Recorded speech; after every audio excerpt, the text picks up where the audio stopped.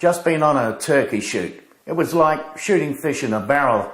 I'm talking about Pirsa's public meeting to discuss the draft blue crab management plan. When SAFA, Fishing SA and RecFishCENTRAL arrived, it was clear it was just a tick-the-box exercise. No note-taker. Pirsa had no recording device, so there'd be no minutes of the public meeting. What was our valuable time and feedback worth? What would happen to our well-researched views? It was just a tick-the-box exercise because under legislation, Pirsa must hold public consultation on such issues. But that's where it stops. Yep, an advert in the Tiser, a list of attendees, and that's it, job completed. The arrogance of this organisation and the utter contempt Pirsa holds for recreational fishers is deplorable. Basically, its action said, OK, we're here for an hour, get it off your chest, because we're not going to listen to you anyway. So knowing that attitude, we launched a turkey shoot that they were not prepared for. Graham Keegan from SAFA opened up by asking the question, has the demise of the snapper stocks in both gulfs, which predate on blue crabs, caused the sudden lift in blue crab numbers? Pirsa, through its agent Keith Rawlings, ummed and ahed and claimed there was no evidence of this. Sardi had to admit, and then Pirsa agreed, that this could be the case. George from SAFA then took to Keith Rawlings over the allocation of blue crabs and the decision to cut the Rex bag limit from 40 to 20, and then 18 months later increase the commercials take by 50 tonnes.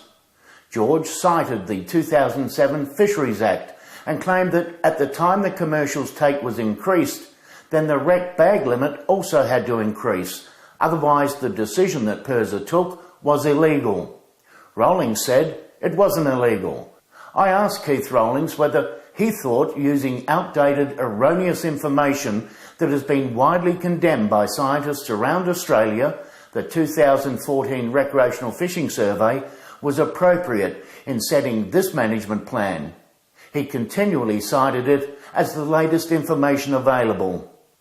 But I intervened and asked him was he aware that page 2 of the recreational survey undertaken by Victorian Fisheries said in its disclaimer that the information it contained should not be used in any way to formulate fisheries management decisions because of its massive error margins. Rawlings claimed he was unaware of the disclaimer. I said, have you read it? He said bluntly, no. I then said for him and Pirsa to continually use this fundamentally flawed data beggars belief. The chairman, former Fisheries Director Richard Stevens, chimed in and said recreational fishers are represented by RecFish SA. But George jumped in and turned to the RecFish SA's rep, Danny Simpson, who was sitting alongside him, and said RecFish SA is the Pirsa lapdog and did not represent anyone except themselves. Danny, with a shocked expression on his face, as if this was the first time he had heard it, coughed loudly and said it was uncalled for. George replied, well, you are a lapdog.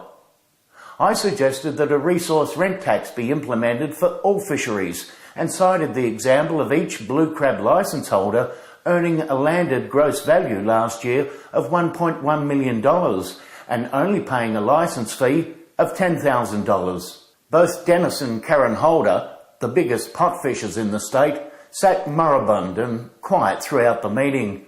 There was no comment from Pirsa or Sardi when I suggested that with all of the wonderful graphs they put up, showing the pot fishers had fished their quota for 12 consecutive years and that the biomass was in good health, why haven't the Rex bag limits been restored to 40 crabs?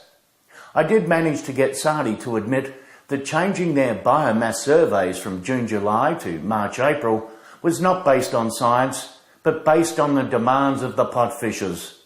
So in a nutshell, the commercial fishers are running this show behind an extremely arrogant Pirsa. They have become so accustomed to doing what they want under this Labor government, they feel they're untouchable. Wait until March, chaps. Some of you may be looking for another line of work. Anyway, we left the meeting in high spirits, knowing we'd bagged out on turkeys.